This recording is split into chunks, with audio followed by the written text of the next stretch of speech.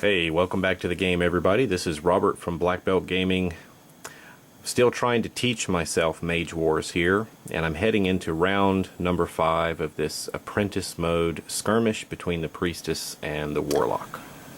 I had just a little break here between filming tonight and when I played through the first 4 rounds. Going to look at the round breakdown again. We've got initiative, which will be passed over to the Warlock. We reset, where we turn all of our tokens or counters or markers over, sunny side up. We channel, which allows us to gather some more points of mana for our mana supply. And then I think it's going to be important this time for me to go through this upkeep phase, where the Priestess, who now has a burn token on her, she's probably or possibly going to take some damage during that upkeep.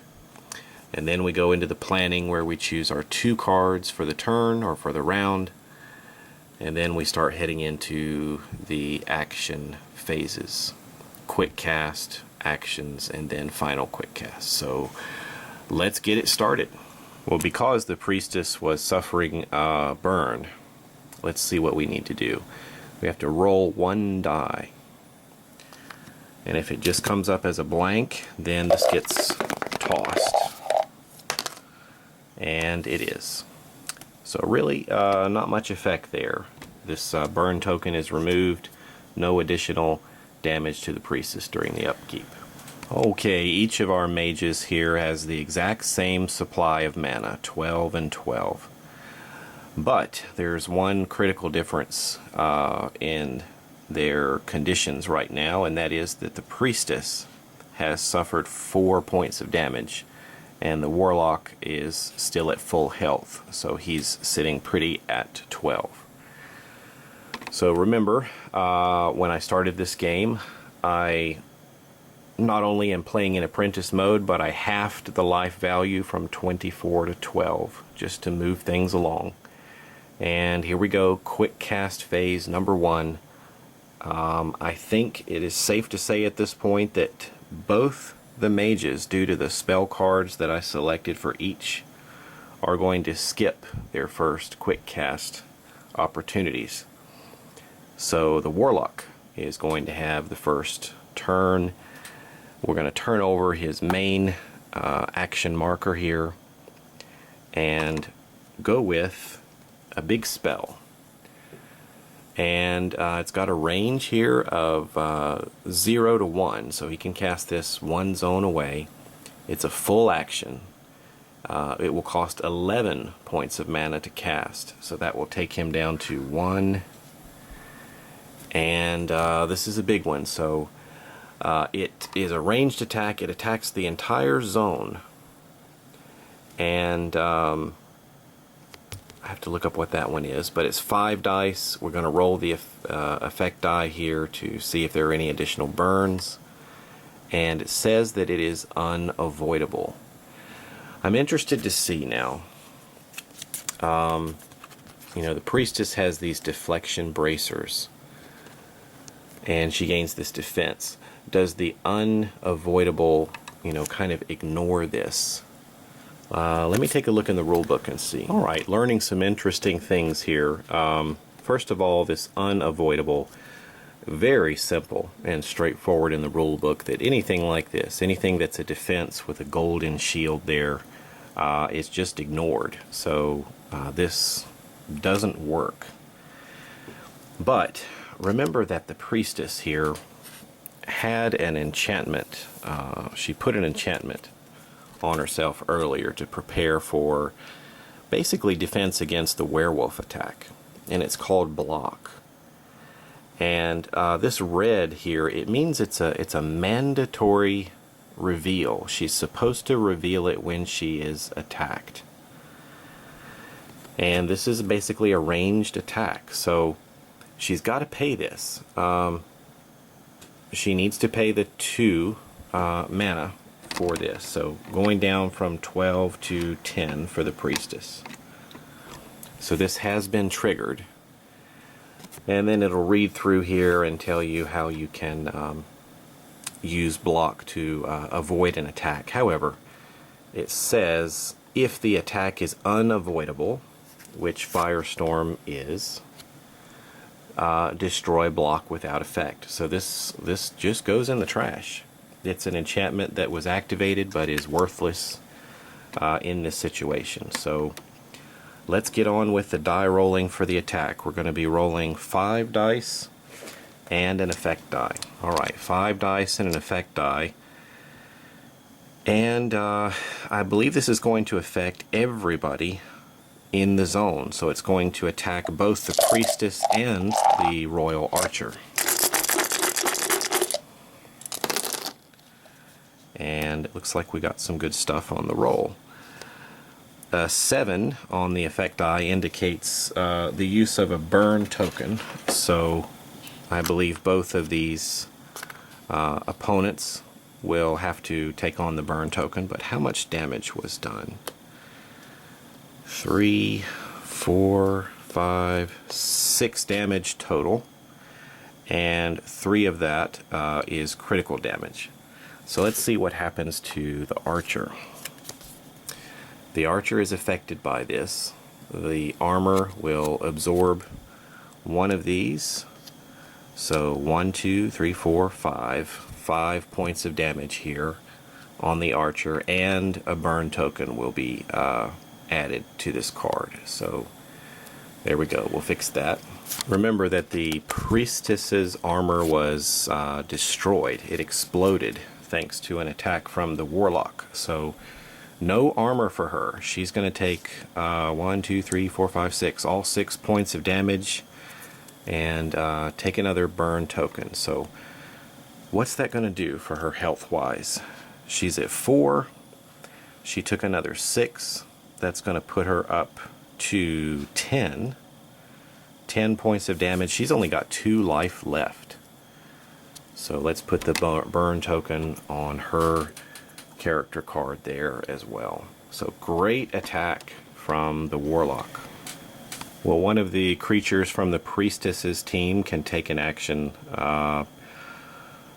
Let's allow the Archer to use a full round action, a full action here to make a ranged attack against the Warlock. Basically saying that fire hurts. Stop it. So here goes the longbow attack. 4 dice on the attack roll, and it has piercing 1. So that's going to ignore. Oh, nice. Nice, nice, nice, nice. So 2, 4, 5, 6. 6 points of critical damage from the Archer. Great shot. So that's going to nail our Warlock here and start bringing down his health a bit. So 6 points of damage will take him up to 6. That's half. He's at half health now. So that will resolve the Archer's actions for this round. We'll go back to the Warlock now, and what we have here is his vampiric bear strength werewolf pet. So what are we going to have the werewolf do? Well, let's have him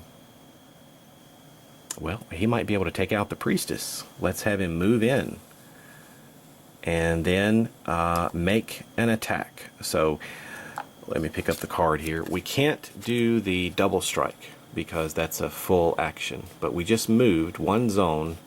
We can make this quick fang attack. So 4 dice, and if we add in the bear strength, we're going to be rolling 6 dice for this attack. So this could end it. This could end it. 1, 2, 3, 4, 5, 6. Make sure I'm not missing anything. This is a pretty critical roll. Nope, Priestess doesn't have anything else to protect her. There we go. 2, 4, 6, 8. 8 points of critical damage. The Priestess only had 2 points of health left. the werewolf tears her apart, and the Warlock has just won our first game of Mage Wars. Well, I think I just scratched the surface of this game. I understand that the Priestess here has a card that's unique to her that will give her certain special abilities. Maybe this is the number of points that can go into her spell book. Her health is normally 32. No armor, and her channeling is 10. And we have some special abilities here. Once per round, if the Priestess casts and resolves a holy incantation spell or reveals a holy enchantment spell that she controls, she gains 1 life. So she's going to be healing herself a little more often. And then restore, she's got another ability here. So just pointing out that there's more depth to the game than I demonstrated here. A lot more depth, I'm sure. So these were just the basics that I covered this time. And the Warlock has his own card. What do we see here? 38 life for him, 9 channeling, trained in the dark and fire schools, curse weaving, blood reaper, gets +1 to his melee trait. So some interesting things there. And then you also get the wizard, and I haven't even looked at his stuff yet. And you also have this Beastmaster. So that's what comes with this core set. And there are a lot of cards here that I could add. Like I said, these are the Apprentice spell books. There's a bunch of cards here, and I'm not done. There's a bunch more here. So there is a lot of stuff that could be added to the spell books for just a ton of replayability. So I'm looking forward to trying some of that out. Maybe I'll get lucky sometime and be able to play this either with one of my students or a friend. My wife enjoys Magic the Gathering. Maybe I can get her to sit down and play it with me as well. But I certainly had a great time running through this Apprentice Mode, and I hope you got something out of the series. So thanks for watching, everybody, and I will catch you again very soon with some new stuff. Thanks.